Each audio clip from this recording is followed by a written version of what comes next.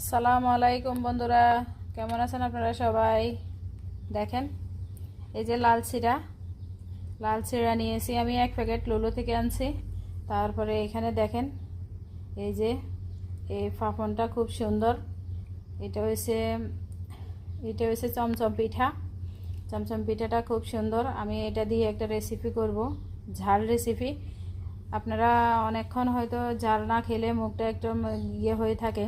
এই এই ওই টাইমে আপনার যদি জাল কিছু মুখে লাগে বা খেতে ভালো লাগে, তখন আমি জাল করব এগুলোকে। সবসময় তো সিরাকে আপনারা মানে ডেজার্ট করে খেয়েছেন, অথবা এমনি মেখে খেয়েছেন, অথবা এমনি খেয়েছেন, কিন্তু আমি আজকে নতুন একটা রেসিপি নিয়ে আসছি, দেখবেন আপনাদের কাছে ভালো লাগবে।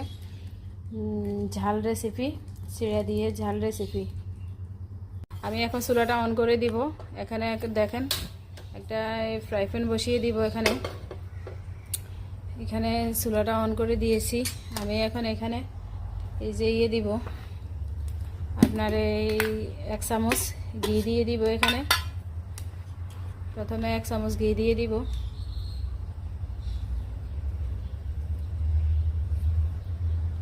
দেখেন বন্ধুরা, এই যে লাল চিড়াতে অনেক ফাইবার আছে, এগুলা খেতে অনেক ভালো লাগে। এখানে আমি কিছু লাল চিড়া দিয়ে দিচ্ছি, ঘিয়ে ভাজবো।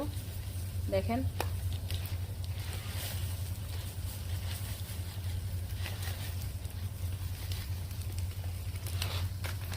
দেখেন বন্ধুরা, এই যে আবার এই যে লাল চিড়া, রেড চিড়াগুলা ভাজা হয়ে গেছে। আমি এখন এটাকে সাইডে রেখে দিব। আমি এখানে একটা তেলে কড়াই বসিয়ে দিয়েছি, চুলাটা অন করে দিয়েছি। আবার দেখেন, এখানে আমি যতটুকু লাগে ঠিক ততটুকু তেল নিয়ে নিব। দেখেন বন্ধুরা, এই যে চমচম পিঠাটা আমি কাটতেছি। দেখেন, চমচম পিঠাটা আমি এখানে 2-1টা করে দিব, 2-1টা করে দিব।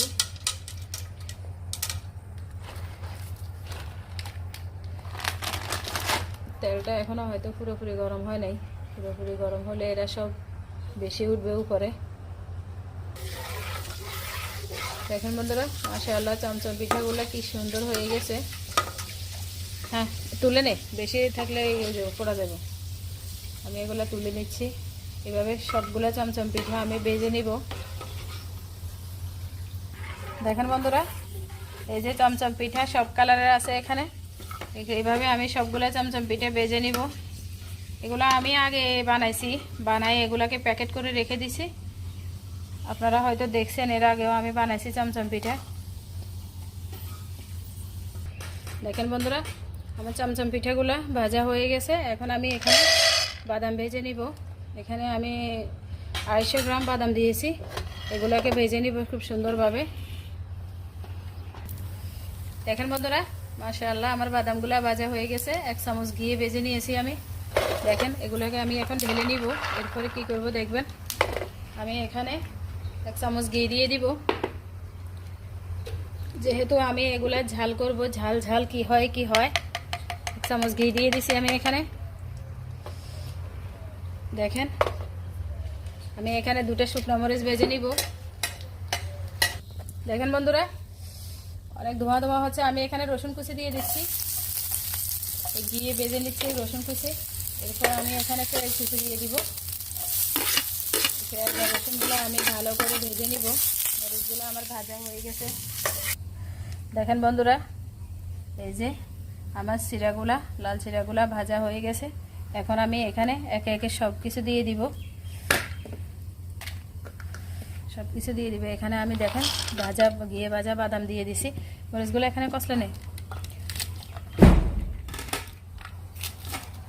ঘিয়ে ভাজা বাদামগুলো দিয়ে দিছি। আর এখানে দেখেন, এই যে আমি এখানে যে চমচম পিঠাগুলো রেখেছি, সেই চমচম পিঠাগুলো এখানে দিয়ে দিচ্ছি।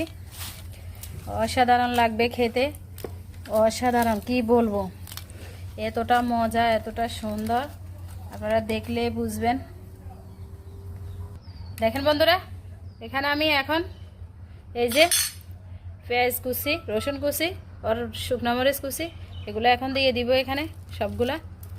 ঝাল কি হয়।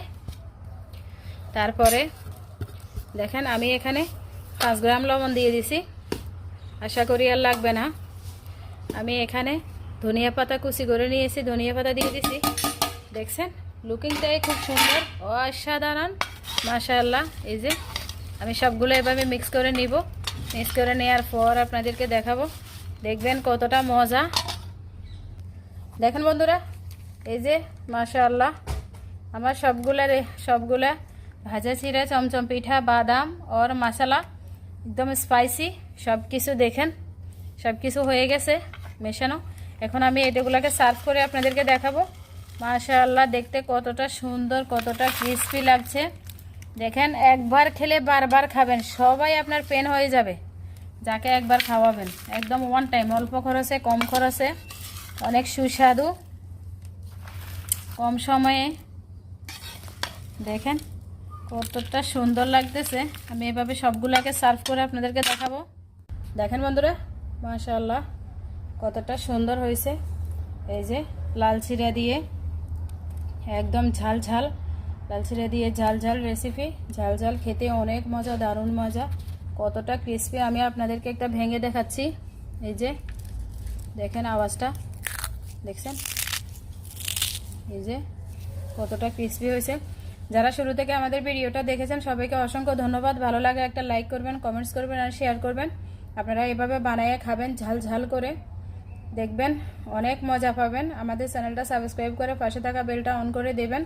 সবাই ভালো থাকবেন, সুস্থ থাকবেন, আল্লাহ হাফেজ।